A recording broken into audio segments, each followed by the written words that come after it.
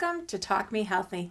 My name is Sherrie Keating, founder, Diabetes Care Consulting. The goal of Talk Me Healthy is to provide you education on how to live your best life every day starting today. Each show will bring a different health-related topic and exciting guests to share their expertise, passion, and personal stories. My hope is you will hear something that motivates you to make a small step towards living a healthier, happier life. Hello and welcome to Talk Me Healthy. This is your host, Sherrie Keating. Today's show is going to be filled with information that we all need to know. We're going to be talking about healthcare proxies, and I have as my guest today, Jack Whelan. Hi, Jack. How are you? Hi, Sherrie. Thanks for having me. Oh, you're so welcome. Jack is actually a registered nurse, and he's a care manager, and he's the owner of, I want to make sure I get this right, Still River Senior Life Consultants. That's right. Awesome. Yes. Yep. All right, so Jack is going to fill you in on all what you need to know and the importance of having a healthcare proxy prior to needing it. So, Jack, tell me a little bit about yourself and why actually you're doing this education. Okay, so I am an RN. Okay. And my experience has mostly been in hospice and home care. And I left that career path and started working for a geriatric care manager. And I learned a lot in a year and a half that I was working with her and decided to spin off and do my own business. So I started as a care manager back just in March. But I think my experience leading up to this point has made me very aware of the needs of seniors, especially in our communities, in terms of establishing goals for themselves and then needing some help and advocacy in terms of meeting their goals. So, for example, if somebody wanted to stay home for the rest of their life, there are little incremental goals along the way that they would need to meet in order to fill that goal. Mm-hmm. So I help people with that kind of thing. The major part of my work, though, is advocacy for seniors. And I want to make sure that people have what they need, that they're informed, that we can take some of the panic out of crises situations for them. That must be so helpful for seniors and their families. Yes, because the families, of course, are a major part of that. Mm-hmm. And so, as part of that business, I update the families continually through the process. So you're doing great work.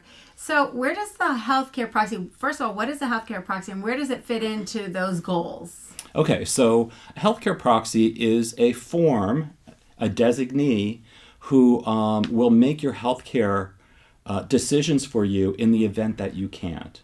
So I'm going to show you what the form looks like. It's a very simple form. There are a lot of different forms that are out there, and you can get them from the internet. This is the Massachusetts State Healthcare Proxy Form. Okay. I have it here. It's printed on a couple of pages, but actually it's 2 pages, front and back, and so it's a very simple form. You don't need to have a lawyer to do this. It's just filling it out, talking to your designee. There is also a space for a second designee in the event that the first person becomes incapacitated themselves or is unable to make the decisions or doesn't want to make the decisions. They choose not to at the time that a crisis occurs or that the need occurs. So everybody really needs this a healthcare proxy, I believe, because if you don't have one, I think it can cause a lot of serious problems for your medical care. So you're saying that a healthcare proxy is actually a piece of paper. Now, if you don't need a lawyer, is it legal? So it is a legal document, and what makes it a legal document is that your signature is on it, and so is the signature of 2 witnesses who see this. So and this form, using the Massachusetts healthcare proxy form. The best thing about it is that if you live in Massachusetts, you can be very sure that this meets the state guidelines. Okay. So, and rather than using a form that might be online from someplace else, there are a lot of these kinds of things, as I said, but this meets the state guidelines. Okay. And so it's a legal document. Yes. that designates one or two people, so one primary, one alternate, Yes. to make decisions for you when you're unable to make decisions. That's is that right. correct? That's absolutely right. Okay. And so why is that important? Well, let me just go back for 1 second, though, because I want to just point out, too, that the first designee and the second designee on the form do not have the same power. What Okay. happens is the first designee is the person that they will always go to unless that person's not available. So then the second person steps in. So it's not a back and forth thing, like if they can't reach the first person, they call the second person. So they keep looking for the first person until they absolutely have no other choice but to use the second. Okay. All right. So that's important to know.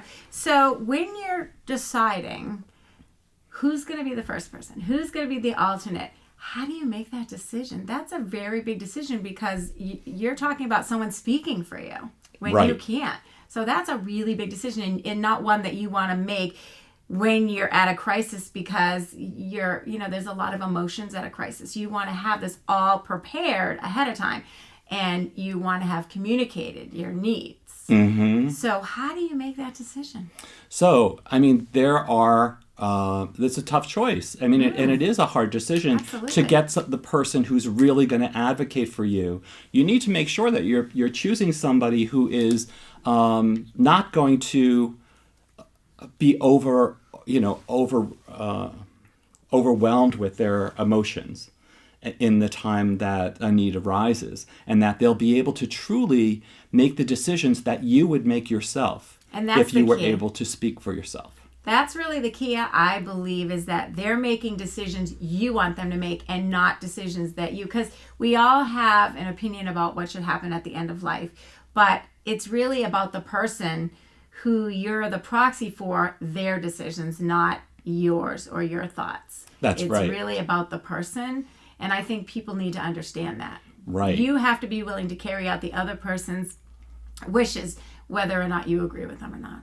That's right. And that's the key, right? Right. So the healthcare proxy the person who's designated should ask themselves, can I do that? That's a good thing. Because some people are emotional people. I have a sister, for example, who she is very close to my mother. And she is a very emotional person, and she sees my mother the most out of all of my siblings, and she has said, I might be close to Mom, but there's no way that I want to make those decisions for her, because it would be too hard for me, right. And it would be hard for her to separate herself out from what's actually happening with Mom and what Mom's wishes would be. So I think that people automatically think it's their spouse if they're married or their significant other, but that's not necessarily the case. Right, and a spouse sometimes is not the best person. The reason is that a lot of times when people do this paperwork, they're doing a lot of they're doing taking care of their business, their plans and all that. So they might be, prepaying a funeral home at that time, choosing a power of attorney, choosing a healthcare proxy, choosing all these different people, seeing the lawyer, and putting it all together at the same time, right? So they might be doing that when they're in their 40s or 50s or whatever. And then they reach their 80s and 90s, and one predeceases the other. So, and they haven't gone back and changed that. So what do you do if your spouse passes away, Right. and that's the person who you chose, right? So that's one issue with it. And what I would say is that there's nothing wrong with choosing a spouse, but I would choose an alternate, the second person, who's the designee, as somebody who's younger. So, and then the other part of this is, you talked about spouse, but that leads me into family members. Should your healthcare proxy be a family member? Does it have to be a family member? The answer is no. What you need to do is choose somebody who can represent you and who will make the decisions the same way as you would yourself, right? What we said earlier. Yeah. But so who might you choose? Who's going to be that person if it's Right. not a family member? And it's your individual decision. Like for me, I chose my husband, but he does not have a medical background. So my alternate is my brother, who's a cardiologist, and he has the medical background. But I know my brother will consult, my husband will consult with my brother before making decisions. So they can work together, right? Is that okay? So ideally, what we would love to happen is if, say the healthcare proxy was one of your children. What we would love to happen is for that child to go to the rest of the family and say, we have this decision to make, and make it as a group and hopefully reach consensus. And sometimes there are medical staff and social workers in different facilities that can help you to have that conversation if it's difficult in an emergency situation or when emotions are riding high. So they can help to have the conversation. If the family is divided, I have clients who their children don't get along at all. And there's this big rift, there's a big division. Sometimes what happens is my clients will choose me as their healthcare proxy because I know their medical history. I'm taking them for appointments, I see their doctors, I'm updating the family so the family's all on the same page. I'm an unbiased outsider who doesn't get involved in the family dynamics. So that you're a neutral party. So I'm the neutral party. Yep, I'm Switzerland in this. So do you feel comfortable with having somebody choose you as their proxy? Absolutely. I would say probably about a third of my clients do. Yeah. Okay. So so I think, go ahead. No, go ahead. I was just going to say that that I think that an outsider like a really close friend can also be a really good healthcare proxy. You're a nurse, I'm a nurse. We could choose a fellow nurse as our healthcare proxy if we want somebody who knows the medical piece of things. But, it doesn't have to be a medical person. It just has to be somebody that you've had conversations with who know what your wishes are. That's really the main thing. It doesn't have to be a medical person. You don't need any of that. You really need to just have somebody that you can have these conversations with. So I have a healthcare proxy, and I'm sure you do too. And what happens if I decide differently about what I want, and what if I decide that the person that I've appointed as either the primary or the alternative, I change my mind?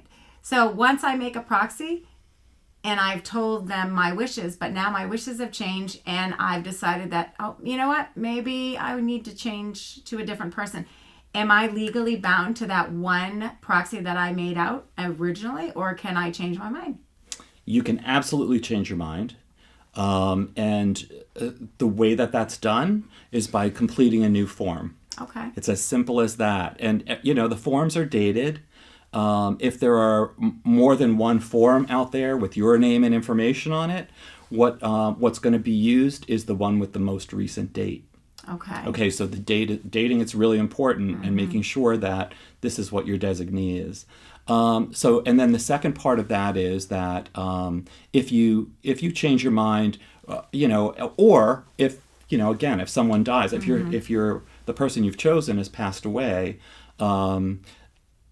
it's really important to stay up to date and to choose somebody else. Okay. And there's one other thing I wanted to talk about too, and that's what happens in the event of a divorce. Oh, okay. So if you get divorced and you've chosen your spouse as your healthcare proxy, automatically with the divorce finalization, the healthcare proxy that exists ends. Really? Yes. So you need to choose. So you need to choose a new healthcare proxy. Oh, okay. So yes, it's no longer valid with a divorce. Good information. So, but the other thing is that sometimes there are these amicable divorces, and in my hospice work I encountered many times where an ex-spouse was the healthcare proxy for someone, but what they had to do was, after the divorce, complete a new form that made it clear that we want to continue this agreement. Okay. So it's dated with a date after the divorce, and that would validate it. Now, two questions came to mind as you're talking, all of these questions, so I'm sure the viewers have a lot of questions too. So the two questions is, you said they have to be witnessed by two people. Now, it doesn't have to be notarized, it just needs to be, so what are those two people that are signing as your witness actually witnessing? Okay, so all that they're witnessing is your signature. Okay, so watching you actually sign it. So if you're a good sound mind that you are actually signing this for yourself. That's right. And does the primary and the alternative also have to sign, or is that an option? No. In fact, it's really interesting how this works, because you would think if you're choosing someone as your healthcare proxy that they would need to sign too. Yes. But they don't. And the reason is because if you described earlier what happens when you go in the hospital and you don't have a healthcare proxy. The hospital staff, the social worker comes in, they make you sign one, and it's an urgent situation, right? So hopefully you're able to sign and you're able to appoint somebody to do that at that point. And then what happens is a phone call would be made saying, are you willing to be this person's designated healthcare proxy? But you don't have to be present. So that person, so say you have a child in Arizona and you live in Massachusetts, they can call that person on the phone and say, are you willing to do it? Ideally, you want the healthcare proxy to sign, and there is a place for them to sign, but it's not required. Does the proxy have to be present when it comes time? First of all, when does it go into effect? And when it does go into effect, does that person, because this may make someone's decision about whether they want to do this or not, do they have to be present, when a person needs them? Or can they just, like you said, be reached at the phone call to talk to them about what this person wants? So that's a two-part question, and each of them has a separate explanation. So the first part is, when does it go into effect, right? So the healthcare proxy goes into effect when a doctor signs an order that says the person, the patient, is no longer able to make their own decisions. They're incompetent to make their own decisions, okay? That's a really, really important thing, because what I see all the time is family members going in and believing that because someone is in the hospital and is in a weakened state, that automatically this person who's the designee on the healthcare proxy form has the authority to start making decisions for them, and they don't. Okay. It's only when the doctor signs that order. So the second piece of it was, does the person, when it goes into effect and it comes time to make those decisions, do they need to be physically present, or is a phone call sufficient? A phone call is sufficient, but I would again recommend that in choosing the healthcare proxy, that you choose someone who can get there fairly quickly, or who's willing to get there. I am a healthcare proxy for my mother, and she lives about 5 hours away. So what will happen in the event that she gets very sick or something is that they'll call me. I'll probably be hopping in the car and driving down there. But for those 5 hours while I'm not there, we can stay in touch on the phone. Okay. And there are certain questions that I would ask. If I'm not right there, I would want to know what happened, what are they finding, do they have a treatment plan in mind, what medications are they treating her with, and what might happen that I might need to make some decisions on. I would ask those questions. So what would we do without our cell phones today? I know. I mean, really, it connects us with everything, doesn't it? It's absolutely true. Unbelievable. Yep. So I've made out my proxy. Where am I going to keep this proxy? Who am I going to give it to? I'm assuming you're going to give it to your proxy, the person who's going to make decisions, your alternative. But do I need to give it to a lawyer because it's a legal piece of paper, even though they don't have to be present when this is being signed and made? Do I need to give it to my doctor? Who do I give it to? And what do I do with that? That is a really great question, because what I've heard of is people who do the paperwork that we talked about earlier, all in a lump. They're choosing all this stuff. They're getting their estate in order, a lot of that stuff just goes into the safety deposit box. Right. Right? So and what good is a healthcare proxy there? Who's going to know where it is, and how is the hospital supposed to get their hands on it? And does anybody know that it's even in there? My husband has mine in his glove compartment of his car. That's exactly what I recommend. Oh, really? Yes. Keep a copy of the healthcare, if you're the designee, keep a copy of the healthcare proxy in the glove compartment of your car, because chances are if you get that phone call and you're going to rush off to the hospital and it's an urgent situation, your head is not going to be wrapped around getting that healthcare proxy out of your house wherever you're keeping it and bring it with you. If you have, it's only this one paper here, if you have it with you, you're going to have it when you need it, and you can bring it into the hospital and hand it to the doctor. So that's the best place for it. Okay. I would also recommend that you give it to your doctor for sure. That you maybe keep a copy in your own glove compartment, and that you give it to family members. Okay. You know, I mean, you can give this to whoever you think might need it. It's not so intensely private that because it is designating a name. Right. But I think the most important thing is that people know who you've chosen, because you want the conversation to happen where everybody's on board in your care, if that's possible. So pulling it together and making sure that people know who you've chosen before everything happens is probably a really good idea to keep the conversation where it needs to be. Does the hospital have a copy? The hospital depends on, so the hospitals have networks, and they share information with doctors. A lot of times, doctors that are affiliated with the hospital, so they can kind of go back and forth and know what your records are. But not every hospital does it. Not every doctor is tapped in. And so if your doctor has your healthcare proxy, sometimes the hospital has it, sometimes they don't have access to it. Okay. So you really need to have it with you. Okay. And then say I'm a snowbird. I'm going to go down and leave Massachusetts, but I have a Massachusetts proxy form filled out. Something happens to me when I'm in Florida for the winter. So what is the Massachusetts proxy null and void? Does Florida have their own? Do I need to complete one? How does that work? So every state has their own. And what I would say is, I haven't heard of any cases where the healthcare proxy from another state hasn't been honored. Okay. But, I researched this question because I was thinking about it for my own clients. What do we need to do? So, what I've always seen is, quote unquote, in most cases, the healthcare proxy is honored. So somewhere, somebody must not have honored it to say in most cases. There's always, you could always do, if you're in a state, if you're in Florida for 6 months of the year, just do one there. Yeah, you could do one there. So, yeah. Okay. So what if I don't have a healthcare proxy and it comes to that time where I am no longer able to make decisions? I don't have a proxy. I don't have anybody that I've designated. What's going to happen? Who's going to make those decisions for me? That's a great question. And this is why it's so important to have one. So it all becomes, something that's based on hope at that time that the right people will be there and that they'll ask the right questions. And what I mean by that is that if you have, some people don't have family, but if you have family, chances are that if you're in an urgent situation again, that family will be gathered, and that the doctors will go to the family and say, what would you like to happen?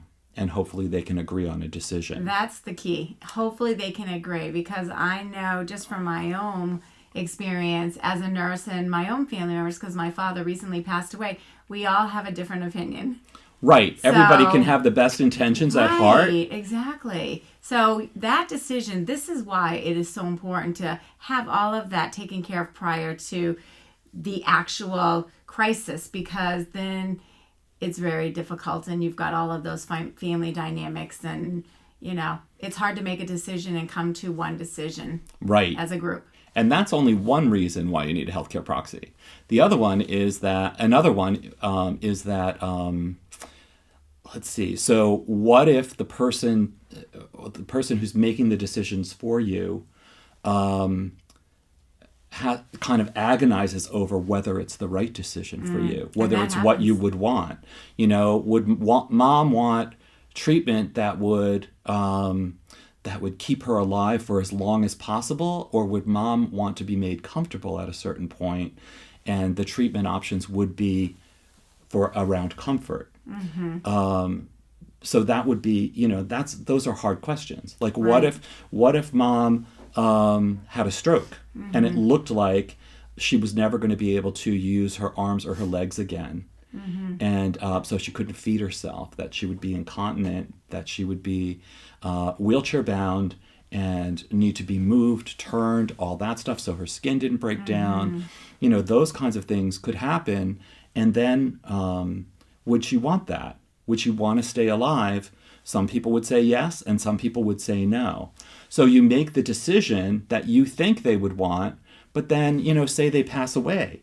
You're living with that decision, second guessing, feeling guilty. Right. So by having a healthcare proxy, you're saving your family from that kind of a complicated grief, really. Exactly. Because mom is telling you exactly what she wants, and you're really abiding by her wishes, and that's really the bottom line. Right. And then there's no what if and feeling bad because you don't want to lose your mom, so you want to keep her alive, but then is that the best thing for her? And then it just goes back and forth, and you're tortured emotionally. Right. And then you, like you say, after she passes, oh, did I make the right decision? So I think it's so important, and the information that you've shared is so important. And you know what? Our half hour has already gone by. Oh my goodness! I can't even believe it. So do we have a minute so I could just absolutely show a couple of handouts that I recommend? Please, okay. And resources and some key messages that we can leave with our viewers would be great. Sure. So the first thing is this little booklet, which is long. I printed it out, but usually I download it and read it online. It's free.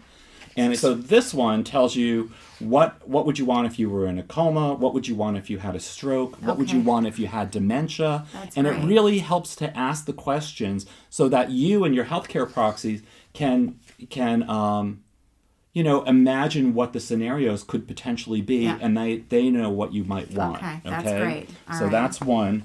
This one is by a group that is all about having difficult conversations about end-of-life care.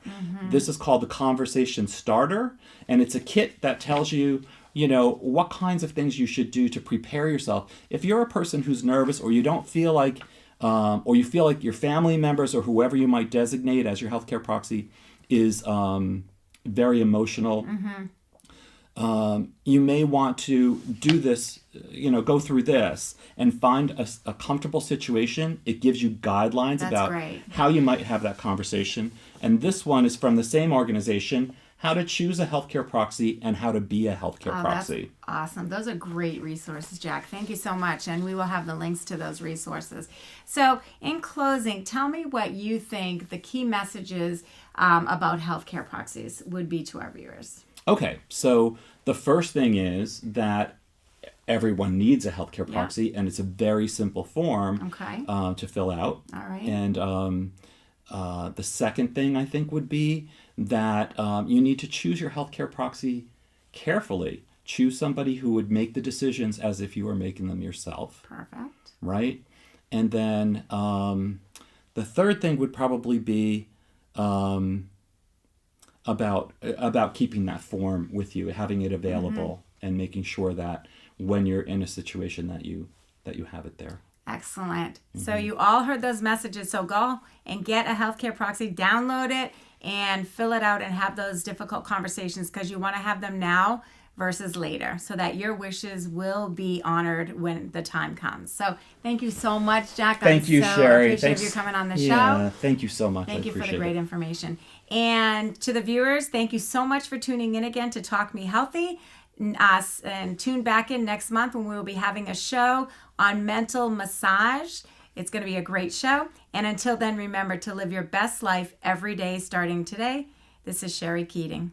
Thank you.